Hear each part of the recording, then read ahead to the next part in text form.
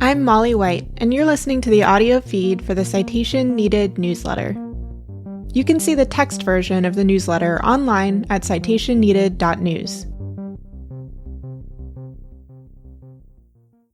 Issue 68, Opportunity Agenda. Harris shouts out crypto in her Opportunity Agenda for Black Men, one crypto exec leaves prison as another enters, and Stand with Crypto bets on the favorites. This issue was originally published on October 16, 2024. There is a lot to cover in the crypto world, so I'm going to jump right in, but not before noting that I have some new items in the store themed around the Anti-Crypto Cryptid Club, which joins two interests of mine I never thought would overlap. Also, if you visited the store and found something you wanted was out of stock, I'm delighted to report that I am now fully restocked and ready to go. That's at store.mollywhite.net. In the courts, Binance's Changpeng Zhao, or CZ, is once again a free man. After serving 3 months in a minimum security prison in Southern California and another month in a halfway house in Long Beach, he was released on September 27. As he teased prior to his incarceration, he's been working on the Giggle Academy, a childhood education initiative where he plans to give kids NFTs to, quote, make learning addictive, explore, quote, learn-to-earn models to incentivize parents to put their kids in school, and put kids to work training AI models at, quote, say around 13 years old. He also says he's been working on a book, though he admits it's, quote, a lot more work than he anticipated. One thing he won't be doing is running Binance again. Although plea agreements initially made it sound like CZ might only be banned from running the company for 3 years, Binance's new leadership has clarified that the DOJ settlement involved a lifetime ban. That said, CZ is still the majority shareholder, and his life partner, He Yi, remains an executive at the company. As one crypto executive leaves prison, another enters. FTX's Ryan Salem reported to prison on October 11 after one last unsuccessful attempt to once again use the dog bite excuse to postpone his sentencing. It turns out that's an excuse that only works once, particularly when, the very same day he filed the request, Salem sat for a video interview with Tucker Carlson, in which he showed no evident facial injuries, scars, or impairments despite the reported attack by a 125-pound German Shepherd. Judge Kaplan noted this, along with Salem's apparent good health and facial function in recent hearings, when denying the request, writing, quote, to whatever extent that additional medical treatment is genuinely necessary and cannot await the defendant's release, it can be provided by or under the auspices of the Bureau of Prisons. That night, Salem posted an update to his LinkedIn profile, stating, I'm happy to share that I'm starting a new position as inmate at FCI Cumberland. His profile now also lists cleaning and whittling as skills he'll be using in his new full-time position at the Federal Correctional Institution in Cumberland, Maryland. Lucky for Salem, FCI Cumberland, once described by NBC News as club-fed and, quote, one of the nation's cushiest prisons, is a massive upgrade compared to his ex-boss's digs at the notoriously unpleasant MCI Brooklyn. As for Salem's interview circuit, more on that to come soon in a separate issue. Let's just say Tucker Carlson wasn't the only one to snag an interview. Ilya Lichtenstein and Heather Roselkan Morgan are due to be sentenced in about a month for their participation in laundering the funds stolen in 2016 from the Bitfinex cryptocurrency exchange. Prosecutors have just submitted sentencing recommendations for the both of them, and somewhat surprisingly, recommended downward departures for both. Morgan was the most substantial beneficiary of this argument, with prosecutors stating that the calculated guidelines offense level of 24, which would result in a roughly 4 to 5 year sentence, is too high. Instead, they argue that Morgan's role as a mere accomplice to Lichtenstein in laundering the funds, as opposed to being the primary launderer or a participant in the hack itself, as well as her substantial cooperation, should earn her a sentence closer to 18 months. While there is a rapper who was notably recently required to pass his lyrics by his probation officer as a condition of his release, Sadly, no such conditions have yet been imposed on Razel Khan, meaning she might be back to recording her cringeworthy raps unimpeded relatively soon. Liechtenstein's guidelines offense level is 32, which would suggest a sentence of 10 to 12.5 years in prison.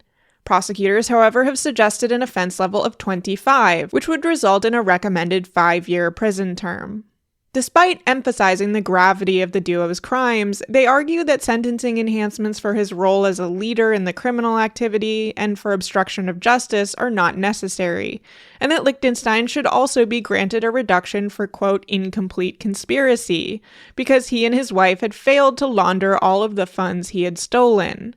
Prosecutors argue that his eventual choice to plead guilty and cooperate with the investigation helped them recover funds and warrants such a significantly reduced sentence. While I expected that, I was a little bit surprised at just how much of a reduction they've proposed for someone who still ultimately stole 120,000 bitcoins, priced at $72 million at the time and at $8.1 billion at today's prices.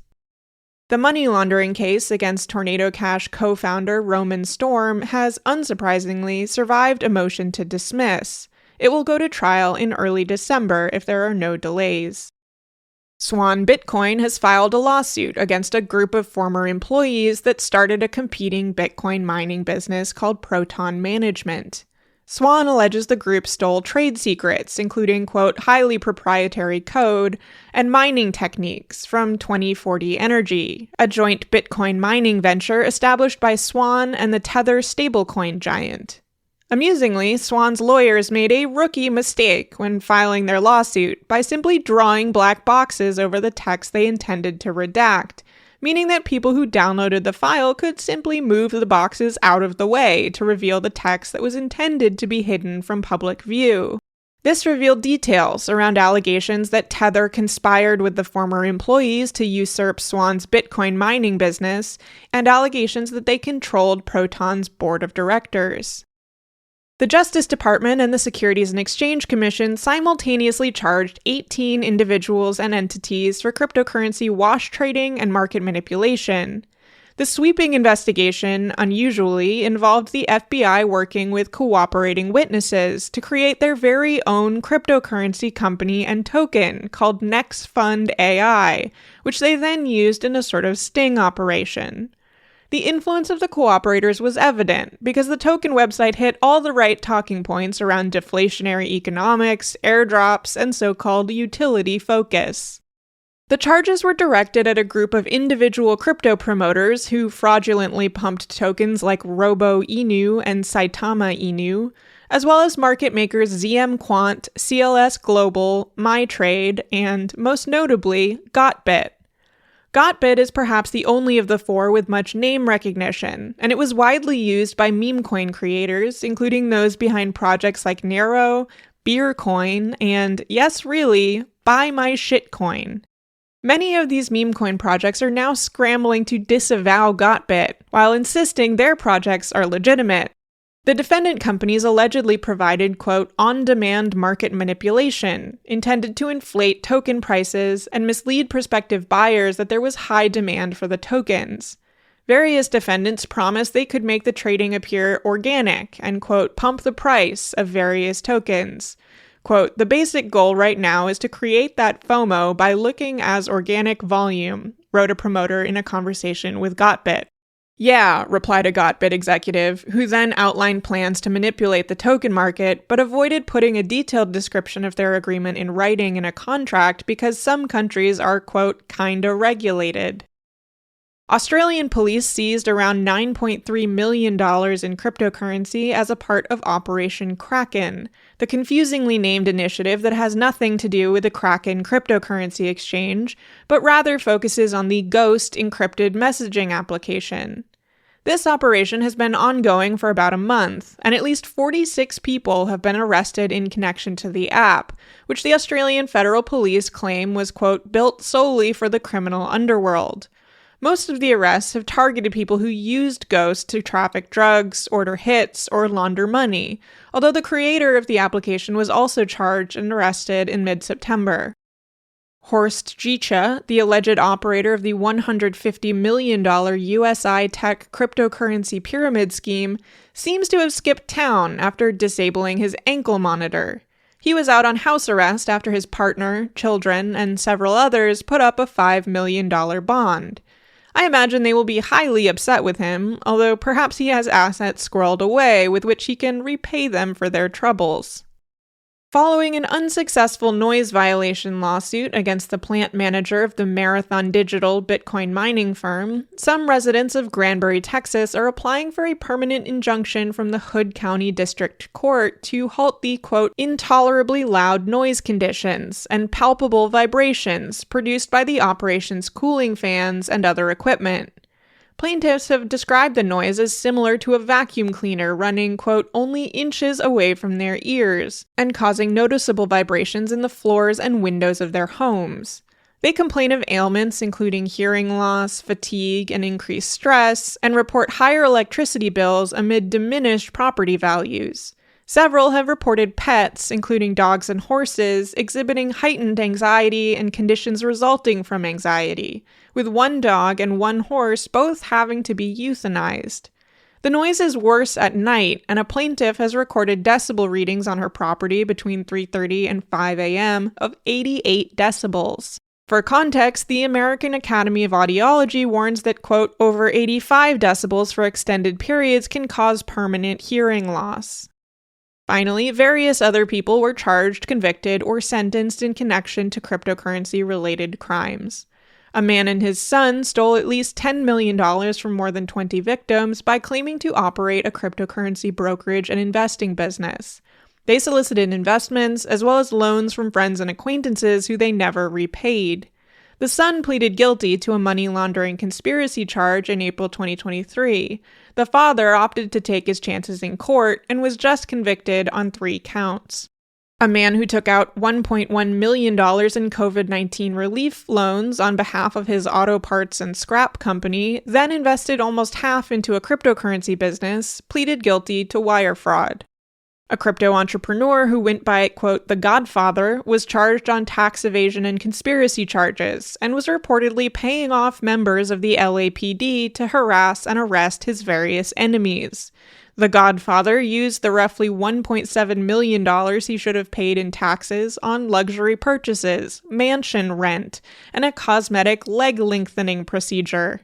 He also allegedly committed multiple armed robberies to steal cryptocurrency, including one in which he impersonated an FBI agent. A man who hacked into an unnamed, quote, investment holdings company located in Sioux Falls, South Dakota, and stole cryptocurrency priced at more than $37 million from almost 600 victims, has pleaded guilty to wire fraud and money laundering charges. The founder of the ICOM Tech project has been sentenced to 10 years in prison after stealing around $8.4 million by promising, quote, financial freedom to investors who believed they were investing money in lucrative cryptocurrency operations, but who had instead been lured into a Ponzi scheme where no crypto trading was actually happening. The founder of the 4count and later Weltsys cryptocurrency Ponzi scheme was hit with the maximum sentence of 20 years in prison for his multi-million-dollar scheme targeting primarily Spanish-speaking individuals. He claimed that his crypto trading and mining could guarantee returns on investment and a doubling of investors' money within 6 months, when in reality he, much like the ICOM Tech founder, was doing no crypto activities at all. In bankruptcies. The judge in the FTX bankruptcy case has approved the company's restructuring plan after creditors overwhelmingly voted in favor of it. Some former creditors had opposed the plan based on objections to how claims were valued, the legal immunity that will be extended to those who have overseen the bankruptcy, and the possibility of high taxes on the cash rather than crypto repayments. While they may still appeal, the approval paves the way for billions of dollars to be repaid to creditors, potentially even by the end of the year.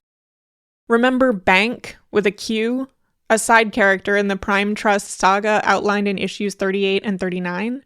Well, the neobank's June 2023 application for Chapter 11 bankruptcy was rejected after 4 attempts at coming up with a plan, when the bankruptcy court judge ruled that the filing appeared to be simply a, quote, bad faith tactic to try to get the upper hand in the ongoing litigation with Scott Purcell, rather than a genuine attempt to reorganize the company. In governments and regulators.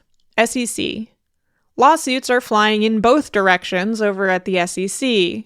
On the incoming end, the Coinbase lawsuit against the SEC is still ongoing, and the parties appeared in front of a panel of Third Circuit judges in late September to argue over whether the SEC should be forced to write new rules for the cryptocurrency industry. Some of the judges seemed skeptical of the SEC's position, asking pointed questions about the status of Bitcoin and Ethereum as securities, although Axios opined that, quote, it could be that judges are critical of the side they lean towards supporting, in order to help it to submit the best possible follow-up filings. However, they also showed some hesitance to Coinbase lawyer Eugene Scalia's argument that the court should force the SEC to write new rules for cryptocurrency businesses. Quote, that's an extraordinary remedy, one of them commented. Joining Coinbase on the ever-growing list of crypto companies who are suing the SEC, crypto exchanges Crypto.com and Bitnomial have both separately filed lawsuits against the agency. Crypto.com is doing the typical post-Wells notice, you can't sue me, I'm suing you move we've seen modeled by Consensus, and has been publicizing their lawsuit as an attempt to, quote, protect the future of crypto in the US. Bitnomial is suing over the agency's claim that they share joint jurisdiction with the CFTC over XRP futures contracts, which Bitnomial argues fall solely under the CFTC's remit. In the outgoing direction, the SEC has earned a few victories. They just won a motion for summary judgment in an ICO-related case against the Rivets Corp. And its CEO Stephen Sprague, who offered unregistered securities in 2017 when they sold around $18 million worth of the Rivets token to investors in the United States and elsewhere. Although Sprague tried to argue that the token was merely software, not a security, the judge opined that, quote, from the first announcement of the ICO through its completion, Rivets and Sprague made statements to potential purchasers that clearly tied the value of RVT tokens to Rivets' goal of creating a security ecosystem for mobile devices. The SEC also reached that settlement I mentioned was in the works a few issues ago with Mango Markets, and, if approved, the various entities involved will all destroy their Mango tokens and work to halt token trading on outside platforms. They will also collectively pay around $700,000 in penalties.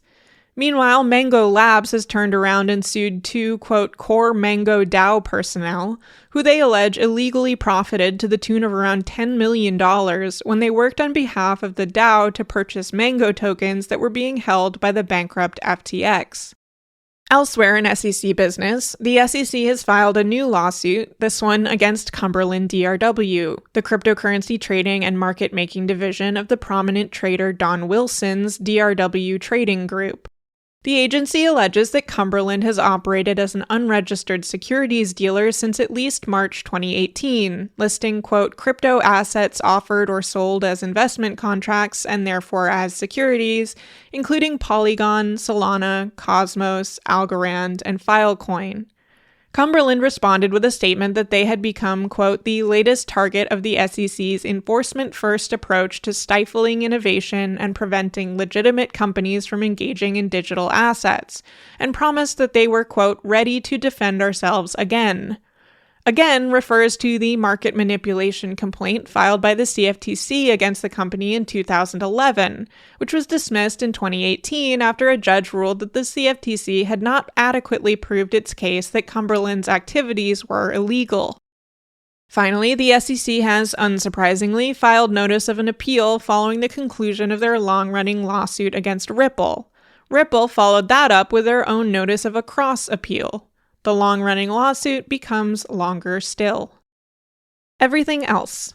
Non-crypto-based prediction market Kalshi has reinstated its betting markets pertaining to U.S. elections after the D.C. Appeals Court denied the emergency motion by the CFTC to halt trading in those markets. As I mentioned recently, the court had granted a temporary stay pending the decision, which forced Kalshi to take the markets offline. They're already back up again following the denial.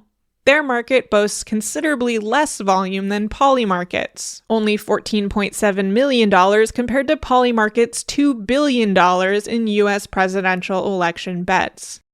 A coordinated enforcement action by various U.S. government agencies and Dutch law enforcement has cracked down on the Russian cryptocurrency exchanges PM2BTC and Cryptex, as well as their operators. The agencies allege the firms have been used to process hundreds of millions of dollars in transactions for Russian crime organizations, including ransomware operations.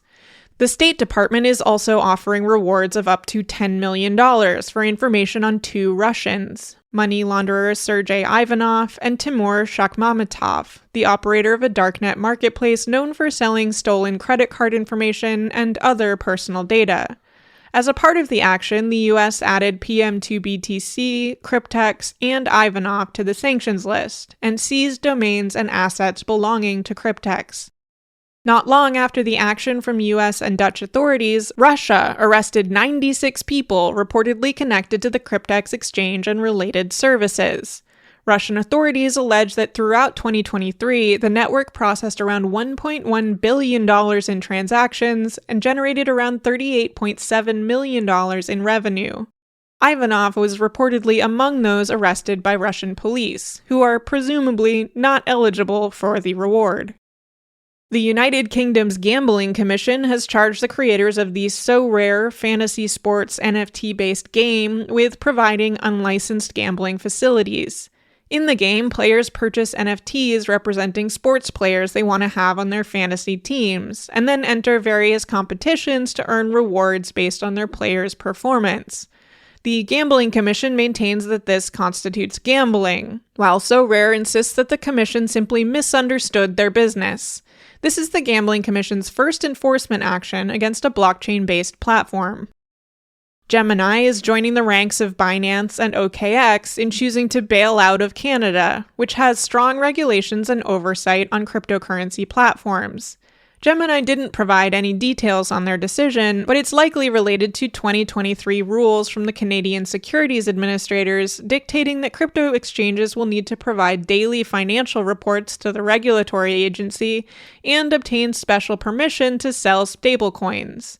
These rules were implemented following the 2022 collapses of companies including FTX, Celsius, and Voyager, and an announcement by the agency explicitly cited those events as having demonstrated the need for tighter regulations.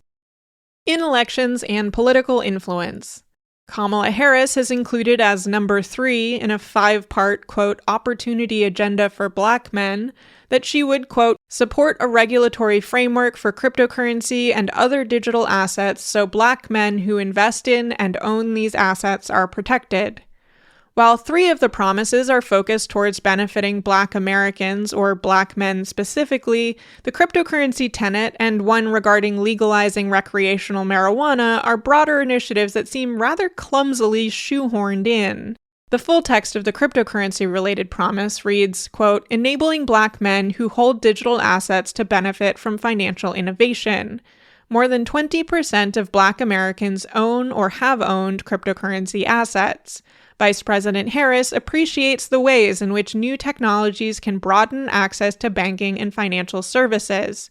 She will make sure owners of and investors in digital assets benefit from a regulatory framework so that Black men and others who participate in this market are protected. The ostensible reason for including cryptocurrency in a platform aimed at enticing Black voters, particularly men, is data that suggests that men are more likely than women and Black people are more likely than white people to hold crypto. While Harris's announcement includes no source for its claim that, quote, more than 20% of Black Americans own or have owned cryptocurrency assets, it wouldn't surprise me if it came from a 2023 Pew Research study that showed 21% of Black American adults had ever invested in, traded, or used cryptocurrency. Comparatively, 14% of white people had, as had 21% of Hispanics and 24% of Asians. Credit where credit is due, I suppose, for not repeating some of the more dubious numbers out of crypto industry surveys. For example, Paradigm, who claimed in 2024 that 33% of Black Americans have ever held crypto, or Andreessen Horowitz, who claimed in 2021 that 30% of Black Americans currently owned crypto. The statement follows in the same mold as those I've covered from her campaign in the past, which seem perfectly crafted to be interpreted as the listener desires. I, for example, read a statement about making sure investors are protected by a regulatory framework and, perhaps over-optimistically, envision strong consumer protections and a rebuke of cryptocurrency corporations' attempts to enshrine favorable loopholes into laws and regulations. Others, accustomed to crypto industry executives' self-serving definition of, quote, clear common sense regulation, interpret her statement to be supportive of the cryptocurrency companies, and believe it might foretell an administration that would put an end to regulators' aggressive enforcement of crypto-related matters. Don't get me wrong, I do think that Harris is trying to court the crypto industry and broader tech industry here, and that's disappointing to see. But, as with her opponent, whether or not campaign statements will translate into a real change in policy approach remains very much to be seen. As I mentioned in an earlier issue, some in the crypto world seem to fear they prematurely went all in for Trump, back when the choices were between him and Biden, and the outcome seemed all but assured. Indeed, since endorsing Trump as, quote, the right choice, alongside co-founder Mark Andreessen on the A16Z podcast in July, only days before Biden would withdraw his candidacy, Ben Horowitz has since divulged he will be making an as-yet undisclosed, quote, significant donation to the Harris campaign. Whether this is a reversal or merely an attempt to play both sides is hard to determine. But it does show that while many in the crypto world remain full-fledged, MAGA-hatted Trump fans, others seem to be trying to either endear themselves to Harris or at least convince themselves that a potential Harris presidency might not be so bad for crypto after all. Last issue, I mentioned news outlets' interpretations of her also vague statement that, quote, we will encourage innovative technologies like AI and digital assets while protecting our consumers and investors. Perhaps the most stark example of the industry's wish casting around Harris and that comment came after I published, when Coinbase's Stand With Crypto lobbying website stamped Harris with a B, quote, supports crypto rating, based solely on that single comment, which they ranked, quote, somewhat supportive. This, in contrast to Trump's A, or strongly supports crypto rating, based on now 23, quote, very pro-crypto statements, so enraged crypto fans that Stand With Crypto ultimately was forced to retract the rating, returning her to the NA, or Not Enough Information list. Ripple co-founder Chris Larson also put $1 million behind Harris in August, though some news outlets have apparently only just noticed. CNBC just ran a disingenuous headline that, quote, Harris PAC's $1 million contribution from Ripple's Chris Larson shows crypto industry warming to VP, failing to note that the donation happened 2 months ago, and only 3 weeks after she took up the candidacy, long before the industry showed any signs of warming to Harris. For his part, Larson has been one of the few Democratic crypto executives from the get-go, and had already donated $750,000 to the Biden-Harris FF PAC the previous year. He's put $4.3 million behind various Democrats and Democratic committees this cycle thus far. Despite all of this, the sometimes decent CoinDesk crypto media outlet has come out with a truly embarrassing endorsement that claims not to be an endorsement of Donald Trump. Quote, if CoinDesk were in the business of endorsing political candidates and if crypto were the only issue that mattered, it's pretty clear whom we would back to become the next US president. They later state, even though we don't endorse candidates, we do endorse Trump's crypto platform such as it is.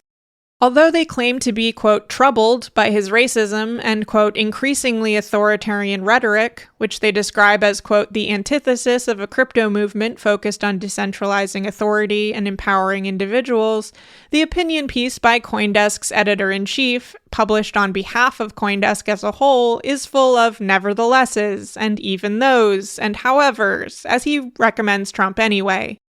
The whole thing boils down to, sure, Trump is a shameless racist who's been increasingly threatening to do things like round up immigrants and deploy the military against his political enemies, and his statements on crypto kind of seem like empty pandering, but on the other hand, Harris has been vague.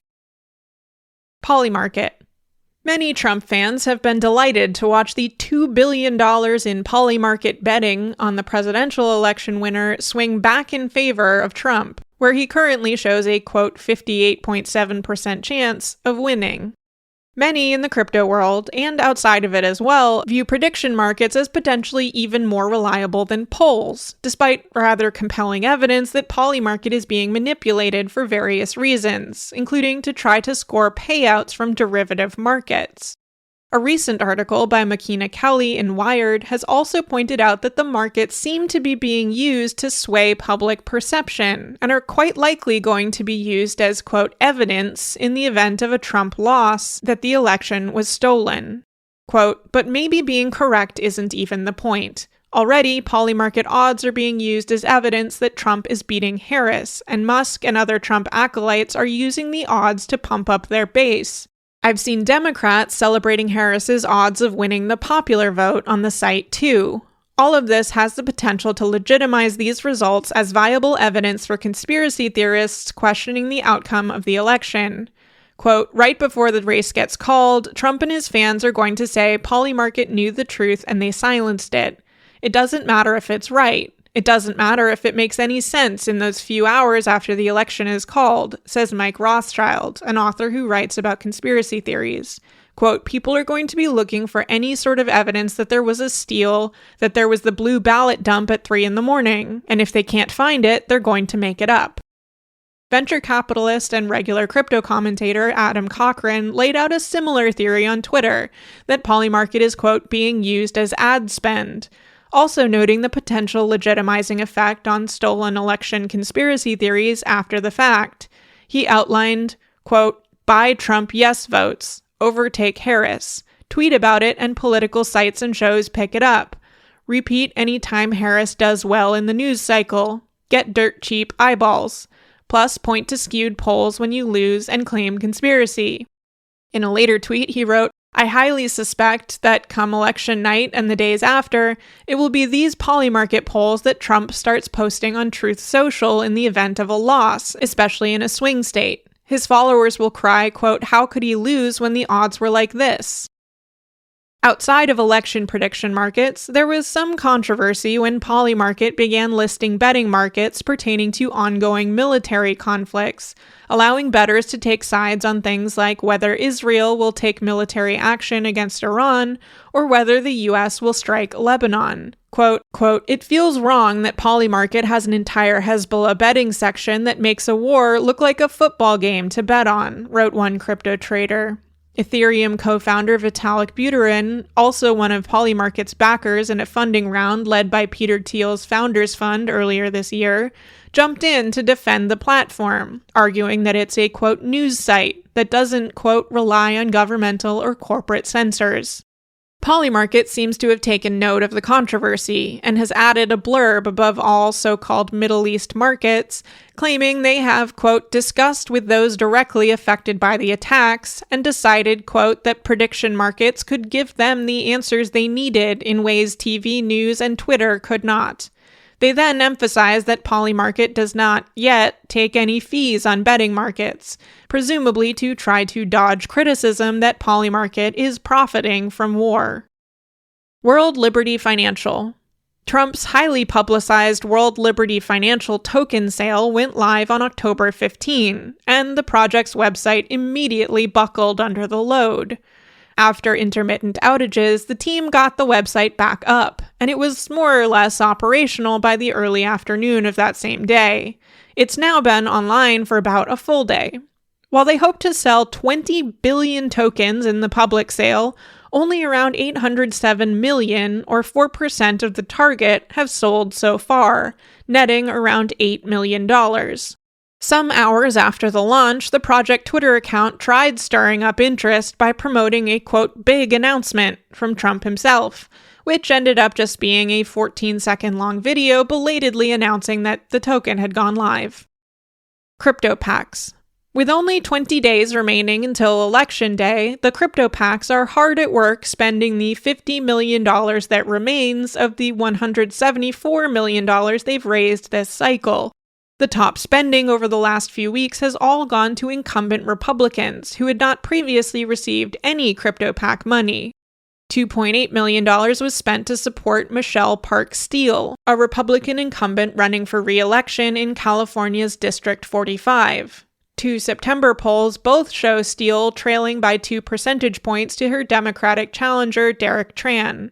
Although Tran answered Stand with Crypto's questionnaire identically to Steele, save for where he indicated he had experience using crypto himself where Steele did not, and where he included a response that, quote, blockchain technology is essential to economic growth, where Steele opted not to answer, he still somehow only earned a B rating to her A.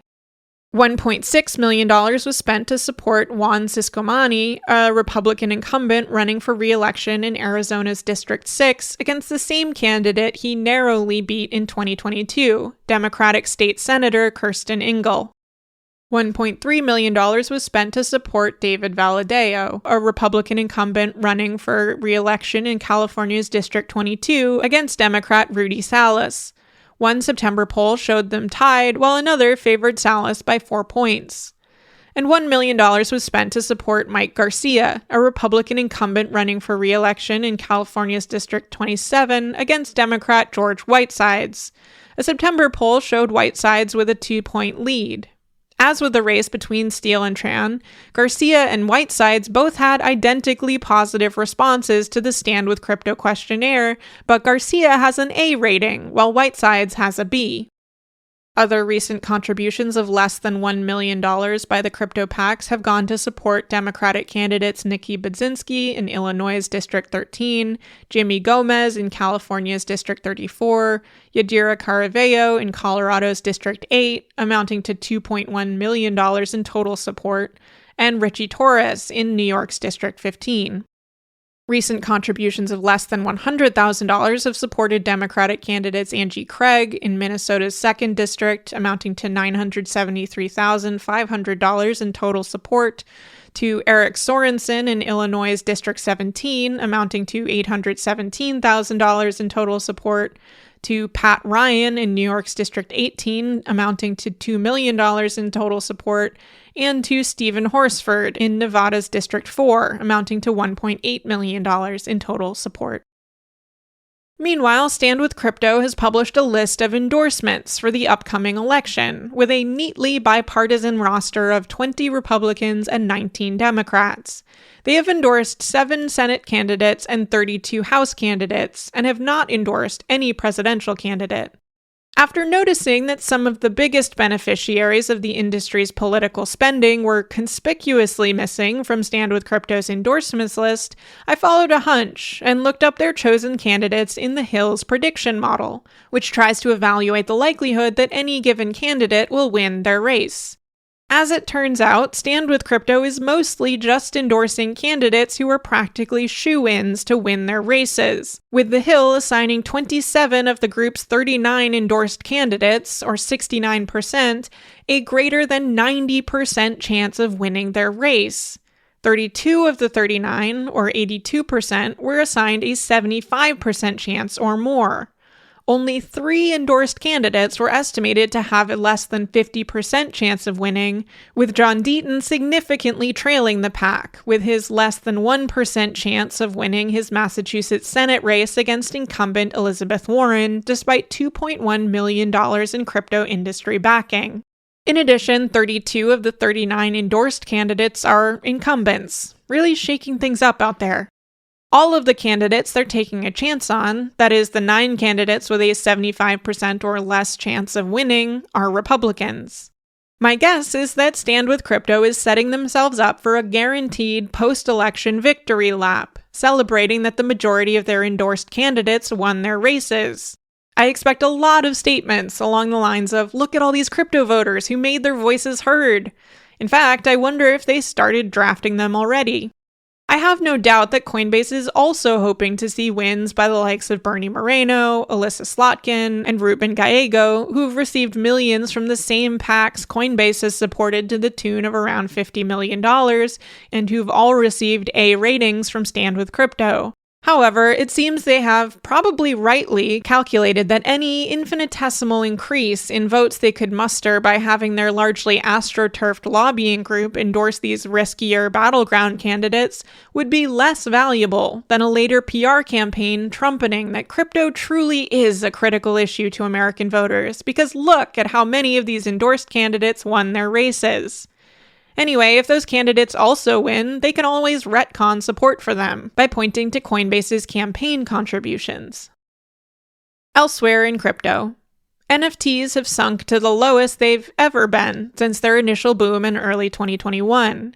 Despite this, someone managed to convince the now 85-year-old Christopher Lloyd, who played Doc Brown in Back to the Future, to partner with DeLorean to promote their new, quote, digital collectibles. As with many of the more contemporary NFT projects, DeLorean seems to be hoping that if they just don't say the word NFT, people won't cringe at them. If there's one thing crypto fans won't give up on, it's trying to create their own countries, sovereign communities, seasteads, and other things of that nature. One such community is the rather uncreatively named libertarian paradise that will be Liberland, at least if they can convince the Croatian government to stop arresting its supposed citizens every time they try to visit the roughly 1,700-acre patch of floodlands next to the Danube that Liberlanders claim is a sovereign state. Croatia apparently disagrees. The project, which has been almost 10 years in the making, has just announced it has elected none other than Justin Sun as its prime minister via an on-chain election. At least they've since removed the laws section of the website, which in its very earliest days did no favors to libertarians trying to buck the stereotype, by announcing that the age of consent would be 13. A separate sovereign crypto nation project called Praxis has also just announced that it has received another $525 million in funding, despite still having no disclosed physical location.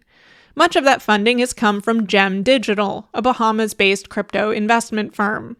Personally, I'm hoping that Praxis will announce that it's bringing seasteading back. Then we can just cut their mooring line and give them a gentle push out to sea. Cullen Hoback has published a new documentary on HBO that claims to unmask Bitcoin creator Satoshi Nakamoto as early Bitcoin developer Peter Todd, much to Todd's dismay. Hoback earned some credibility in the unmasking department with his 2021 HBO documentary series Q Into the Storm, which more convincingly claimed to have identified Q, the mysterious figure behind the QAnon conspiracy theory. This unmasking is considerably less convincing, and my suspicion is that it was somewhat shoehorned into the documentary later on in the process to try to publicize what is mostly just another Bitcoin documentary. This is supported somewhat by my own personal experience having been interviewed for this documentary back in 2022, back when it was being pitched as an inquiry into the origins of crypto compared to where crypto seemed to be going. As you might expect, given my focuses, the interview didn't really touch on Bitcoin altogether that much less the identity of its creator, and so was not ultimately included in the final product. I respect Hoback and his work, but this missed the mark, I think. And I don't just say that because he cut my interview. That happens. The Web3 is going just great recap. It's been unusually quiet in the world of hacks and scams, with only 7 entries between September 23 and October 16, averaging 0.3 entries per day. $47.29 million was added to the grift counter. Onyx is hacked a second time with the same tactics. Onyx, a fork of the popular Compound Finance project, apparently failed to patch vulnerabilities that led to a $2 million theft in November 2023. As a fork of Compound, the project did what so many Compound forks do, and failed to patch known vulnerabilities in the underlying source code. Even after suffering that 7-figure loss, the project was just hacked for a second time, this time for $3.8 million, apparently using the same technique. Onyx, however, claims the most recent exploit was due to an unrelated vulnerability. Everything else. A permit fisher stole almost $1.4 million in frog tokens.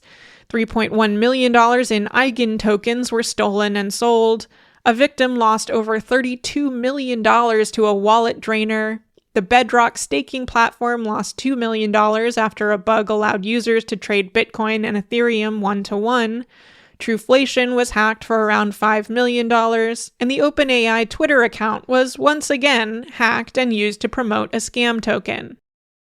Worth a read. The New Yorker just published an excellent piece on the explosion of money going into politics from the tech industry, diving heavily into the crypto industry spending against Katie Porter and in support of various crypto-friendly candidates. In particular, they give a lot more background on the people working with Fairshake and Stand With Crypto, and their attempts to sow the narrative that there is this crypto voter, despite doubts even from members of Coinbase's own team. Quote, "Then we'll make one," responded a political advisor. It's gratifying to see what I've been yelling about show up in the pages of a major publication.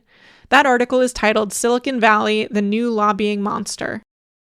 While I highly recommend you watch each and every talk from this year's XOXO festival, the talk by Cable Sasser was equal parts inspiring and entertaining. Appreciate everything endlessly. In the news. Crypto outlet DL News recently published a profile on me, focusing in particular on my work around crypto influence on this election cycle.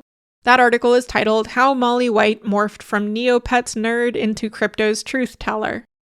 I was more than a little surprised to hear from a social media follower that my name cropped up in a Guardian article about British slang that has entered the American lexicon. Evidently, and this is news to me, early days is a Britishism. The author points to my January 2022 essay, It's Not Still the Early Days, when noting that, quote, the phrase is common enough to be viewed as a cliche or an excuse. That's all for now, folks. Until next time, this has been Molly White. Thanks for listening to this issue of the Citation Needed newsletter. To learn how to support my work, visit mollywhite.net/support. If you'd like to read the text versions of these episodes, sign up to receive the newsletter in your email, or support my work on a recurring basis, go to citationneeded.news.